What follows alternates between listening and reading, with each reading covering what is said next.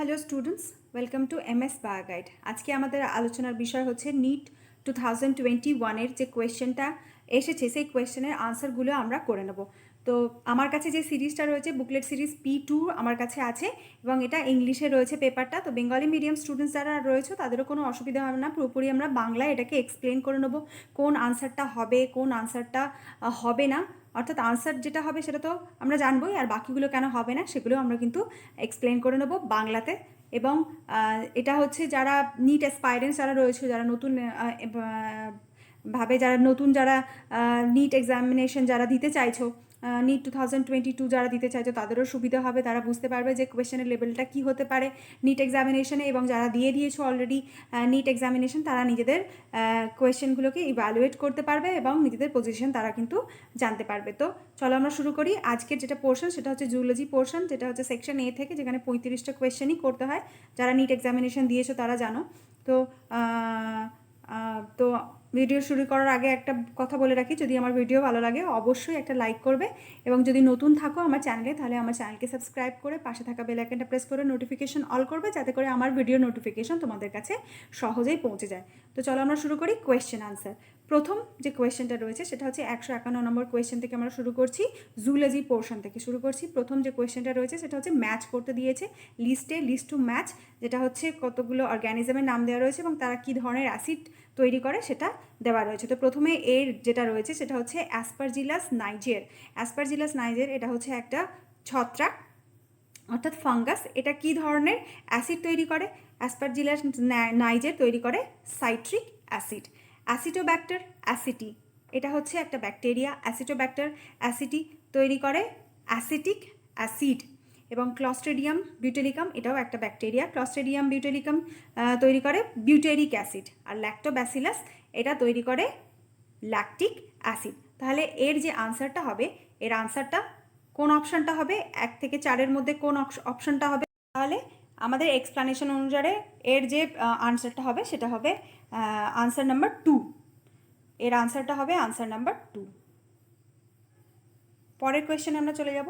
পরের যে কোয়েশ্চেনটা রয়েছে সেটা বলছে যে সাক্কাস এন্টেরিকাস is refer to as.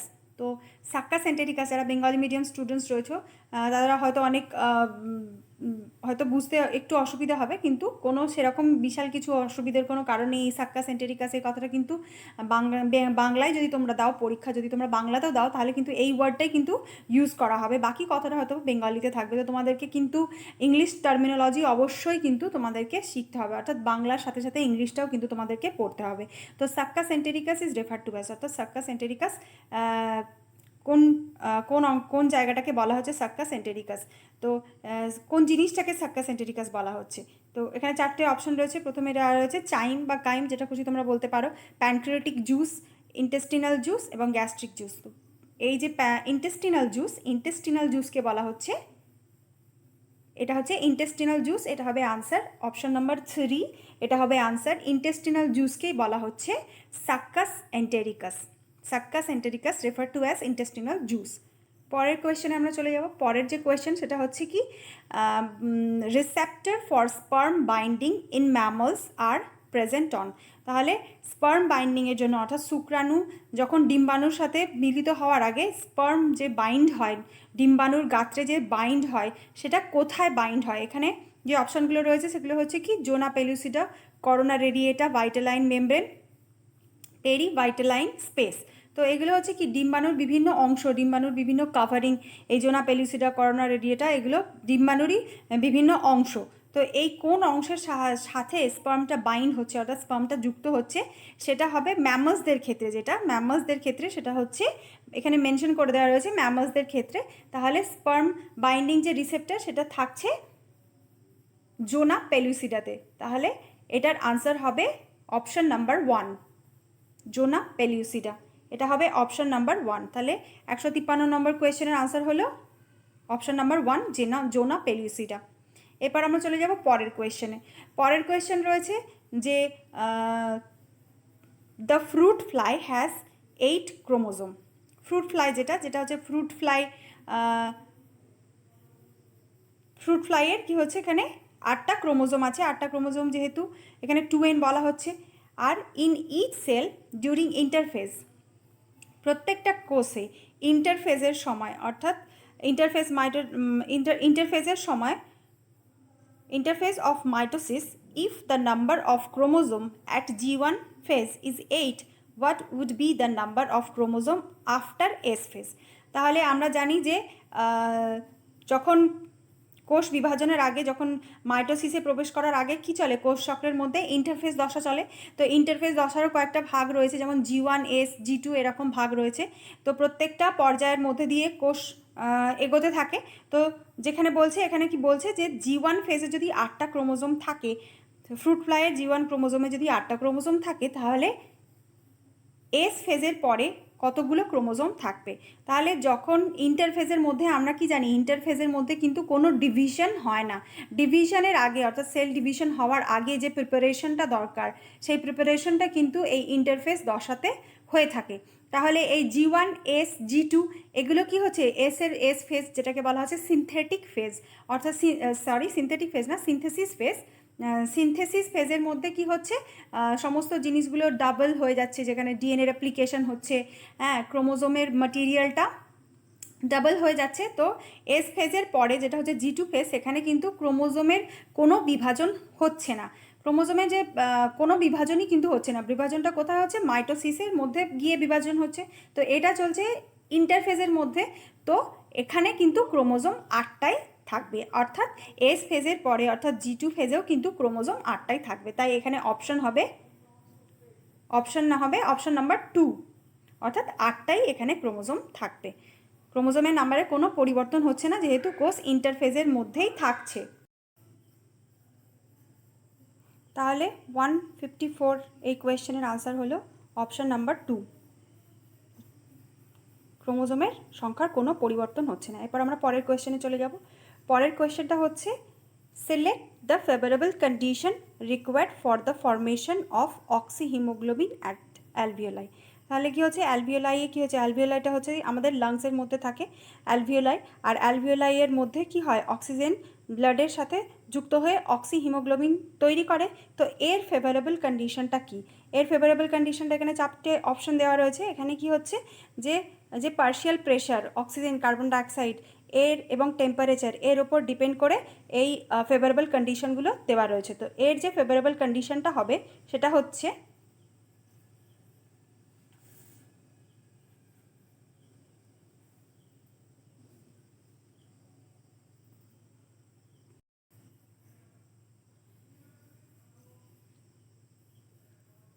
Favourable condition, যেটা হচ্ছে 155 নম্বর যেটা কোয়েশ্চেন, সেটা কি বলছে যে অ্যালভিওলাইয়ের মধ্যে অক্সিহিমোগ্লোবিন তৈরি করার যে ফেভারেবল কন্ডিশন সেটা কি। কারণ অক্সিজেন, অ্যালভিওলাইটা হচ্ছে কি লাংসের একটা অংশ, এবং সেখানে অক্সিহিমোগ্লোবিন তৈরি হয়, আমাদের নাকের মধ্যে দিয়ে অক্সিজেন প্রবেশ করে এবং অ্যালভিওলাইয়ের মধ্যে গিয়ে অক্সিহিমোগ্লোবিন তৈরি করে। তো তার ফেভারেবল কন্ডিশন কি, তার ফেভারেবল কন্ডিশন হবে হাই PO2, লো PCO2, লেস হাইড্রোজেন আয়ন এবং লোয়ার টেম্পারেচার। তো এর আনসার হবে অপশন নাম্বার 2, 155 নম্বর কোয়েশ্চেনের আনসার হবে অপশন নাম্বার 2। এরপর আমরা চলে যাব পরের কোয়েশ্চেনে। এরপর আসছে 156 নম্বর কোয়েশ্চেন। তো এখানে একটা হচ্ছে লিস্ট 1-এর সাথে লিস্ট 2 মেলাতে বলেছে। এখানে কতগুলো অর্গ্যানিজম রয়েছে এবং তাদের যে কমন নাম, সেই সাধারণ যে নাম তার সাথে মেলাতে বলেছে। তো এটা অ্যানিমাল কিংডম থেকে এসেছে কোয়েশ্চেন। তো এখানে আছে, প্রথমে আছে ফাইসেলিয়া। ফাইসেলিয়ার যে কমন নাম সেটা হচ্ছে পর্তুগিজ ম্যান অফ ওয়ার। ফাইসেলিয়া হচ্ছে একটা নিটারিয়া, যেটা বাইরে থেকে, যেটা ফাইসেলিয়ার যে ভাসমান থাকে সমুদ্রের মধ্যে, এবং অনেকগুলো ফাইসেলিয়া যখন একসাথে থাকে তখন মনে হয় যেন অনেকগুলো সৈন্য মার্চ করছে, যুদ্ধর জন্য মার্চ করছে। তো সেই জন্য এটাকে বলা হয় পর্তুগিজ ম্যান অফ ওয়ার। দূর থেকে মনে হয় যেন টুপি পরা, যে পর্তুগাল যে সৈন্যরা ছিল এরকম দূর থেকে টুপি পরা সৈন্যদের মতো মনে হয় এই ফাইসেলিয়াদেরকে। তো ফাইসেলিয়া হচ্ছে একটা নিডারিয়া, এবং নিডারিয়া অর্থাৎ হচ্ছে কি সিলেন্ট্রেটেরা। তো এদের যে কমন নাম, ফাইসেলিয়ার কমন নাম হচ্ছে Portuguese man of war. Portuguese man of war হচ্ছে ফাইসেলিয়ার নাম। লিমিউলাস, এটা হচ্ছে কি, এটাকে আমরা বলি রাজ কাঁকড়া। লিমিউলাসের সাধারণ নাম যেটা হচ্ছে লিভিং ফসিল, এটা সাধারণ নাম না, এটা হচ্ছে একে লিভিং ফসিল বলা হয়, এটা একটা লিভিং ফসিল, এটার সাধারণ নাম না। এরপরে হচ্ছে এনসাইলোস্টোমা, এটার সাধারণ নাম হচ্ছে হুকওয়ার্ম। আর একটা হচ্ছে ডি হচ্ছে পিংটাডা। পিংটাডা হচ্ছে পার্ল ওয়েস্টার, এটা হচ্ছে পার্ল ওয়েস্টার। তাহলে এর আমরা ম্যাচ করে নিলাম। তাহলে এর যে আনসারটা হবে সেই আনসারটা হবে, এর যে আনসারটা হবে সেটা হবে অপশন নাম্বার 4। অপশন নাম্বার 4 হবে এর আনসার। এর পরের কোয়েশ্চেন আমি চলে যাব 157। 157তে বলছে কি যে which stage of meiotic prophase shows terminalisation of chiasmata as its distinctive feature. তাহলে এই মিওটিক প্রোফেজের যে উপদশাগুলো রয়েছে সেই উপদশার কোন উপদশাতে যে কাইজমাটাগুলো তৈরি হয় সেই কাইজমাটাগুলো টার্মিনালাইজ হয়ে যায়, অর্থাৎ উভয় যে মেরু রয়েছে, কোষের মেরুর দিকে সরতে থাকে, টার্মিনালাইজেশন হয় কোন উপদশাতে? এটা হচ্ছে আনসার হবে অপশন নাম্বার 4। অপশন নাম্বার 4 হবে আনসার, যেটা হচ্ছে ডায়াকাইনেসিস দশায় কায়াজমাটার টার্মিনালাইজেশন হয়। মিওটিক প্রোফেজের কায়াজমার যে টার্মিনালাইজেশন সেটা হচ্ছে ডায়াকাইনেসিস উপদশার মধ্যে হয়। এখানে হচ্ছে আনসার যেটা হচ্ছে অপশন নাম্বার 4। এরপর আমরা চলে যাব আনসার, যেটা হচ্ছে কোয়েশ্চেন নাম্বার 158। 158তে কী বলেছে কোয়েশ্চেনে? If adenine makes 30% of DNA molecule what will be the percentage of thymine, guanine and cytosine. তাহলে যদি অ্যাডিনিন যদি ডিএনএর 30% যদি তৈরি করে, ডিএনএ মলিকিউলের মধ্যে যদি 30% অ্যাডিনিন থাকে, তাহলে কত শতাংশ, তার মধ্যে কত শতাংশ থাইমিন থাকবে, গুয়ানিন থাকবে এবং সাইটোসিন থাকবে? তো আমরা সবসময় এটা আমাদেরকে মনে রাখতে হবে কি যে থাইমিন সবসময় কার সাথে বন্ড করে কার সাথে থাকে, ডাবল বন্ডে কার সাথে থাকে? থাইমিন সবসময় ডাবল বন্ডে কার সাথে থাকে? থাইমিন থাকে অ্যাডিনিনের সাথে ডাবল বন্ডে থাকে। থাইমিনের সাথে থাকে। তাহলে অ্যাডিনিন যতটা থাকবে থাইমিনও ততটা থাকবে, অর্থাৎ এখানে অ্যাডিনিন বলে দিয়েছে, তো এখানে অ্যাডিনিন বলা রয়েছে 30%। তাহলে আমরা যদি পুরো ডিএনএর পরিমাণটাকে 100% ধরি, 100% ধরি, তাহলে তার মধ্যে থাকছে 30% থাকছে অ্যাডিনিন। তাহলে অ্যাডিনিন যদি 30% থাকে তাহলে থাইমিনও 30% থাকবে। তাহলে এর 30 হয়ে যাচ্ছে 60%, পড়ে থাকছে 40%। তো 40%-এর মধ্যে থাকবে গুয়ানিন এবং সাইটোসিন। তো গুয়ানিন, সাইটোসিন এবং সমান সমান থাকবে, অর্থাৎ গুয়ানিন যতগুলো থাকবে সাইটোসিনও 3টে বন্ড করে থাকে, গুয়ানিন যতগুলো থাকবে সাইটোসিনও ততগুলো থাকবে। তাহলে অ্যাডিনিন থাইমিন থাকছে 60%, অ্যাডিনিন এবং থাইমিন থাকছে 60%, আর যেটা হচ্ছে গুয়ানিন আর সাইটোসিন, অ্যাডিনিন আর থাইমিন থাকছে 60%, আর গুয়ানিন আর সাইটোসিন যেটা হচ্ছে বাকি 40% থাকছে। তো 40%-এর মধ্যে 20% থাকবে গুয়ানিন আর সাইটোসিন থাকবে 20%। তাহলে এর পরিমাণটা কী হবে, এর আনসারটা কী হবে? এখানে বলে দিয়েছে 30%, তাহলে অ্যাডিনিন থাকছে, তাহলে থাইমিনও থাকবে 30%, গুয়ানিন থাকবে 20 এবং সাইটোসিন থাকবেও 20। তাহলে এখানে যে আনসারটা হবে সেটা হবে আনসার, যেটা অপশানটা হবে সেটা হবে অপশান নাম্বার 4, যেটা হচ্ছে থাইমিন 30%, থাইমিন 30, গুয়ানিন 20 এবং সাইটোসিনও 20। এটা হবে আনসার। এরপর আমরা চলে যাব পরের কোয়েশ্চেনে। পরের কোয়েশ্চেনে কী বলেছে? পরের কোয়েশ্চেনে বলেছে the partial pressure in mmHg, পারস্তম্ভের সমান পার্শিয়াল প্রেশার কোনটা? অফ অক্সিজেনের পার্শিয়াল প্রেশার কত হবে, এবং কার্বন ডাইঅক্সাইড এর পার্শিয়াল প্রেশার কত হবে অ্যালভিওলাই এর মধ্যে? The partial pressure of oxygen and carbon dioxide at alveoli, the site of diffusion. যেখানে অক্সিজেন কার্বন ডাইঅক্সাইড ডিফিউজ হচ্ছে সেখানে কি হচ্ছে, এর পার্শিয়াল প্রেশার কত? কার্বন ডাইঅক্সাইড এবং অক্সিজেনের পার্শিয়াল প্রেশার কত? তো এটা হবে আনসার, হবে অপশন নাম্বার 2 হবে এর আনসার। অক্সিজেনের পার্শিয়াল প্রেশার হবে 104 এবং কার্বন ডাইঅক্সাইডের পার্শিয়াল প্রেশার হবে 40। তাহলে এখানে আনসার হবে অপশন নাম্বার 2। এরপর আমরা চলে যাব পরের যে কোয়েশ্চেন 160 নম্বর যেটা কোয়েশ্চেন, সেটা হচ্ছে কি যে রিড দ্য ফলোয়িং স্টেটমেন্ট। তো স্টেটমেন্টগুলো পড়তে হবে এবং choose the correct answer from the option given below. তো নিচে যে অপশানগুলো রয়েছে সেখান থেকে কারেক্ট যে অপশানটা সেটা চুজ করতে হবে। তো প্রথমে যে স্টেটমেন্টটা রয়েছে, প্রথম স্টেটমেন্টটা কী রয়েছে? প্রথম স্টেটমেন্টটা রয়েছে metagenesis is observed in helminthic. তো মেটাজেনেসিস কি হেলমেন্থিস, যেটা হচ্ছে হেলমেন্থিস, যেমন প্লাটি হেলমেন্থিস, নিমান্ড হেলমেন্থিস, যারা হচ্ছে কৃমি, চ্যাপ্টা কৃমি, গোল কৃমি, এদের মধ্যে কি মেটাজেনেসিস দেখা যায়? না, এদের মধ্যে মেটাজেনেসিস দেখা যায় না। মেটাজেনেসিসটা কি? মেটাজেনেসিস হচ্ছে কাদের ক্ষেত্রে দেখা যায়? মেটাজেনেসিস দেখা যায় নিডারিয়ান্সদের ক্ষেত্রে, অর্থাৎ সিলিন্ট্রেটসদের ক্ষেত্রে মেটাজেনেসিস দেখা যায়। তাহলে এই স্টেটমেন্টটা কারেক্ট নয়। ইকাইনোডার্মস আর ট্রিপ্লোব্লাস্টিক অ্যান্ড সিলোমেট অ্যানিমাল। তো ইকাইনোডার্মসরা অবশ্যই ট্রিপ্লোব্লাস্টিক সিলোমেট অ্যানিমাল। ইকাইনোডার্মস যারা কণ্টকটকি, তারা হচ্ছে ট্রিপ্লোব্লাস্টিক, অর্থাৎ এদের 3টে জার্ম লেয়ার থাকে এদের এমব্রায়োনিক ডেভেলপমেন্টের সময়, এবং এরা সিলোমেট, অবশ্যই এরা সিলোমেট। এদের ক্ষেত্রে ট্রু সিলোম দেখা যায়, এরা এন্টেরোসিলিক, এদের ট্রু সিলোম দেখা যায়। আর পরের যে স্টেটমেন্টটা সেটা হচ্ছে কি, যে বলছে তাহলে প্রথম বি, এই বিটা হচ্ছে কারেক্ট হলো, আর এটা কারেক্ট হলো না। আর সিটা কি বলছে? Round worms have organ system level of body organization. তো রাউন্ড ওয়ার্ম যেটা হচ্ছে, রাউন্ড ওয়ার্ম কারা হচ্ছে? যেটা হচ্ছে নিমাট হেলমেন্থিস। তো এদের ক্ষেত্রে organ system level of organisation দেখা যায়। অপশন নাম্বার ডি হচ্ছে comb plate present in ctenophora help in digestion. তো কোম প্লেট যেটা টিনোফোরাদের ক্ষেত্রে দেখা যায়, সেটা ডাইজেশনে হেল্প করে না, সেটা হচ্ছে হেল্প করে এদের শিকার ধরতে সাহায্য করে, লোকোমোশনে হেল্প করে। এদের যে কোম প্লেট রয়েছে সেটা হচ্ছে, তাহলে এটা হচ্ছে এটাও কিন্তু কারেক্ট হবে না। এ এবং ডি এটা কারেক্ট হলো না। Water vascular system is characteristic of echinoderms, এটাও একটা কারেক্ট, এটাও এর কারেক্ট স্টেটমেন্ট, কারণ ওয়াটার ভাস্কুলার সিস্টেম যেটা হচ্ছে অ্যাম্বুল্যাক্রাল সিস্টেম, সেটা হচ্ছে ইকাইনোডার্মসদের ডিস্টিংটিভ ক্যারেক্টার। তো এটাও একটা কারেক্ট স্টেটমেন্ট। তাহলে এ এবং ডি এটা হচ্ছে ইনকারেক্ট স্টেটমেন্ট। তাহলে এখানে আনসার কোনটা হবে? কোন অপশনটা আনসার হবে? এখানে আনসার হবে অপশন, কারেক্ট আনসার হবে অপশন নাম্বার 1, যেটা হচ্ছে বি, সি এবং ই হচ্ছে কারেক্ট এবং বাকিগুলো ইনকারেক্ট স্টেটমেন্ট। এরপর আমরা চলে যাব পরের যে কোয়েশ্চেনটা, পরের কোয়েশ্চেন চলে যাব 161। এখানে বলেছে in a cross between a male and female, both heterozygous for sickle cell anemia gene, what percentage of the progeny will be diseased?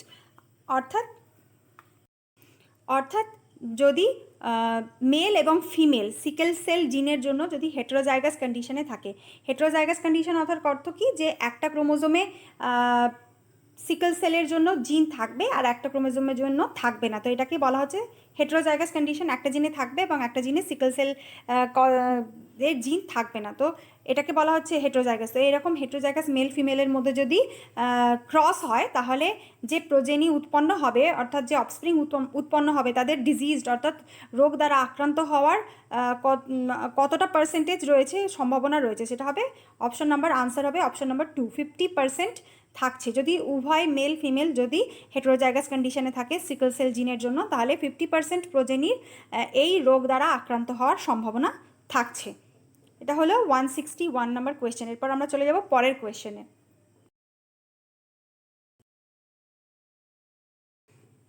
162 number question. 162 নম্বর কোয়েশ্চেনে কি বলছে?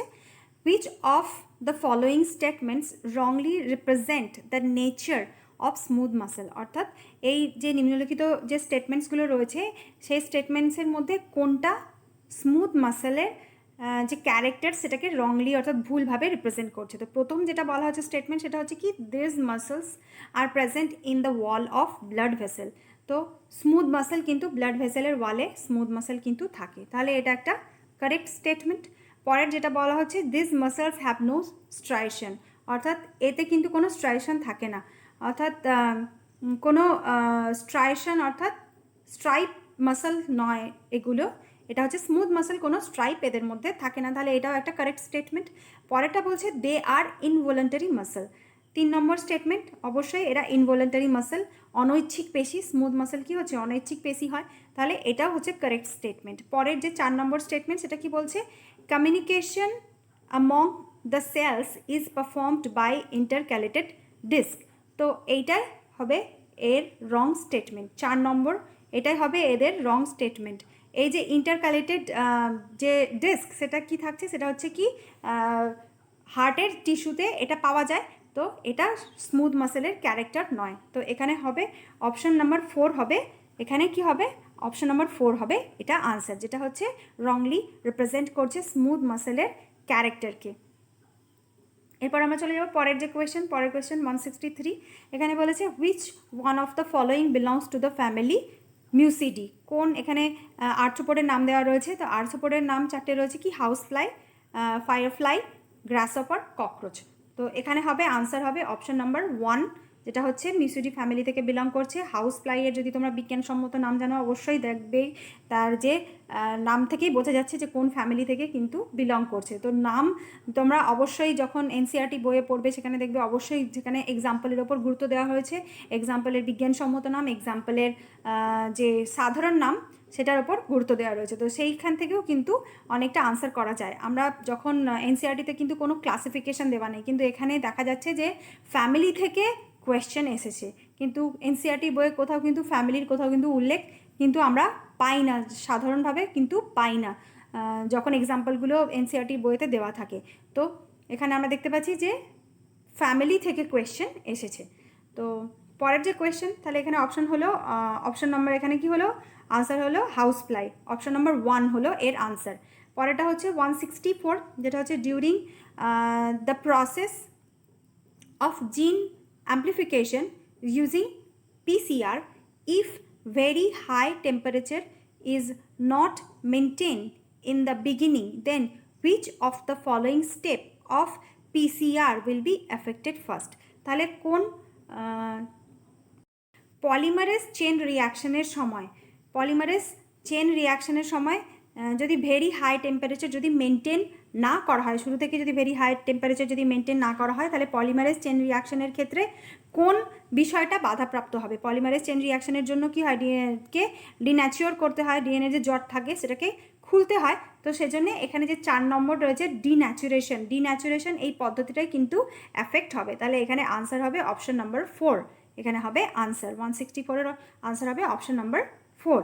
পিসিআরের ক্ষেত্রে ডিন্যাচুরেশন এই পদ্ধতিটা কি হবে, অ্যাফেক্টেড হবে যদি হাই টেম্পারেচার মেনটেন না করা হয় শুরুতে। এরপর আমরা চলে যাব পরের যে কোয়েশ্চেন 165, সেখানে ম্যাচ করতে দেওয়া হয়েছে লিস্ট 1 লিস্ট 2। তো এখানে দেওয়া রয়েছে কয়েকটা ক্যারেক্টারিস্টিক এবং কতগুলো, এবং লিস্ট 2তে দেওয়া রয়েছে কতগুলো যে ফাইলাম রয়েছে সেই ফাইলামের নাম। তো মেটামেরিজম কোন ফাইলামে দেখা যায়, মেটামেরিজম কোন ফাইলামে দেখা যায়, মেটামেরিজম দেখা যায় অ্যানিলিডাদের ক্ষেত্রে। ক্যানাল সিস্টেম কোথায় দেখা যায়, ক্যানাল সিস্টেম দেখা যায় পরিফেরাদের ক্ষেত্রে। কোমপ্লেট দেখা যায় টিনোফোর্সদের ক্ষেত্রে। নিডোব্লাস্ট কোষ দেখা যায় সিলেন্ট্রেটদের ক্ষেত্রে। তো তোমরা অ্যানিমাল যারা নতুন রয়েছো, নিট অ্যাসপাইরেন্টস যারা রয়েছে, তারা অ্যানিমাল কিংডমের ভিডিও অলরেডি রয়েছে, তারা অবশ্যই দেখবে, তাহলে কিন্তু এই এক্সপ্লেনেশনগুলো তোমরা সহজে বুঝতে পারবে এবং সহজে এই সমস্ত কোয়েশ্চেনের আনসার তোমরা করতে পারবে। তো এটা আমরা ম্যাচ করে ফেললাম। তো এর যে আনসার হবে সেই আনসার 165-এর যে আনসারটা হবে সেটা হবে অপশন নাম্বার 4, অপশন নাম্বার 4 হবে এখানে আনসার। এরপর আমরা চলে যাব পরের যে কোয়েশ্চেন, পরের কোয়েশ্চেন 166। এখানে বলেছে which one of the following is an example of hormone releasing IUD. তো এটার আনসার হবে মাল্টিলোড 375, এটার আনসার হবে অপশন নাম্বার 1। এটা হচ্ছে কি হরমোন রিলিজিং আইইউডি মাল্টিলোড 375। এবার আমরা চলে যাব 167 question number, the centriole আন্ডারগোস duplication during. তাহলে কি হচ্ছে যে সেল ডিভিশনের সময় ক্রোমোজোমের যে ম্যাটেরিয়ালটা রয়েছে সেটারও ডুপ্লিকেশন হচ্ছে, অর্থাৎ সেটাও ডাবল হয়ে যাচ্ছে তার পরিমাণটা। আর কি হচ্ছে যে সেন্ট্রিওলটা থাকে, ক্রোমোজোমের মাঝখানে যে সেন্ট্রিওলটা থাকে সেটাকেও একটা থেকে দুটো হয়ে যেতে হয়, কারণ একটা ক্রোমোজোম ভেঙে নতুন আরও ক্রোমোজোম তৈরি হয়। তো কোন ফেজে সেই ডুপ্লিকেশনটা হবে? তো যেটা হচ্ছে ইন্টারফেজ দশাতে হবে। কোষ চক্রের মাইটোটিক দশা থাকে এবং ইন্টারফেস দশা থাকে।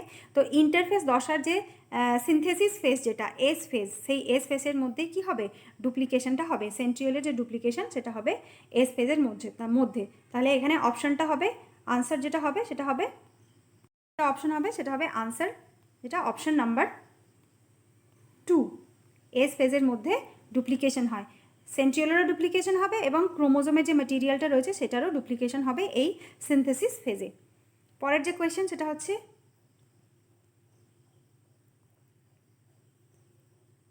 which of the following characteristic is incorrect with respect to cockroach। তো ককরোচের রেসপেক্টে কোন যে স্টেটমেন্টগুলো দেওয়া রয়েছে, ক্যারেক্টারিস্টিকগুলো দেওয়া রয়েছে সেটা ইনকারেক্ট হবে, সঠিক হবে না। প্রথমে যেটা দেওয়া রয়েছে, প্রথমের যে স্টেটমেন্টটা সেটা কি দেওয়া রয়েছে, 10th abdominal segment in both sexes bears a pair of anal cerci।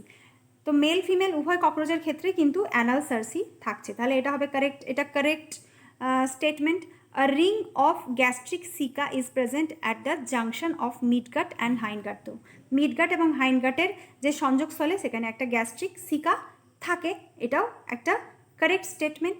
পরেরটা হচ্ছে hypopharynx lies within the cavity enclosed by the mouth parts. তো হাইপোফ্যারিংসটা কি, হাইপোফ্যারিংসটা হচ্ছে কি জিভের মতো কাজ করে ককরোচদের ক্ষেত্রে, এবং এটা মাউথ পার্টস দ্বারা কি ঘেরা থাকে এবং মাউথ ক্যাভিটির মধ্যে এনক্লোজ থাকে হাইপোফ্যারিংসটা, এদের জিভটা। তো এটাও একটা কারেক্ট একটা স্টেটমেন্ট। তো এখানে আনসার হবে option number 4। In female 7th and 9th sterna together form a genital pouch. তো এটাই হবে ইনকারেক্ট স্টেটমেন্ট, কিন্তু আনসার হবে অপশন নাম্বার 4। তাহলে অপশন নাম্বার 4টাই হবে এখানে আনসার। 168 এই কোয়েশ্চেনের আনসার হবে অপশন নাম্বার 4। এটাই হচ্ছে একটা incorrect statement with respect to cockroach. পরের যেটা কোয়েশ্চেন যেটা হচ্ছে কি, Dobson unit are use to measure thickness of. এই যে ডবসন, এটা একটা ইউনিট, এটা হচ্ছে কি এনভায়রনমেন্ট যে সায়েন্স রয়েছে সেখান থেকে এটা কোয়েশ্চেন দেওয়া রয়েছে। তো Dobson unit are use to measure thickness of, কিসের থিকনেস মেজার করার জন্য ইউজ করা হয়, যেটা হচ্ছে ওজোন লেয়ার। আমাদের এনভায়রনমেন্টে যে ওজোন লেয়ার রয়েছে সেটার থিকনেস মেজার করার জন্য ডবসন ইউনিট ব্যবহার করা হয়। তাহলে এখানে আনসার হবে অপশন নাম্বার 4। 169-এর আনসার হবে অপশন নাম্বার 4। এরপর আমরা চলে যাব 170-তে।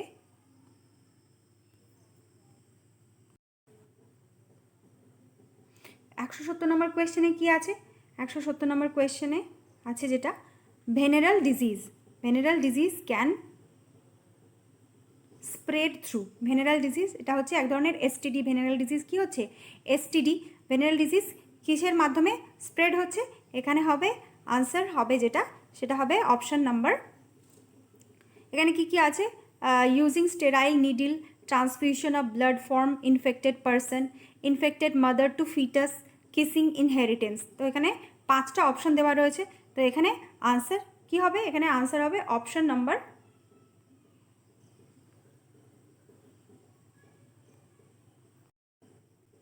এখানে হবে আনসার হবে অপশন নাম্বার 3। অপশন নাম্বার 3 হবে এখানে আনসার, যেখানে কি কি থাকছে, বি, সি এবং ডি এই স্টেটমেন্টগুলো থাকছে। তো আজকে আমরা আলোচনা করলাম 170 নম্বর পর্যন্ত কোয়েশ্চেন, এবং বাকি যে কোয়েশ্চেনগুলো থেকে গেল সেগুলো আমরা পরের ভিডিওতে আলোচনা করে নেব, কারণ ভিডিও অনেক লেন্দি হয়ে যাচ্ছে এবং মনোটোনাস হয়ে যাবে।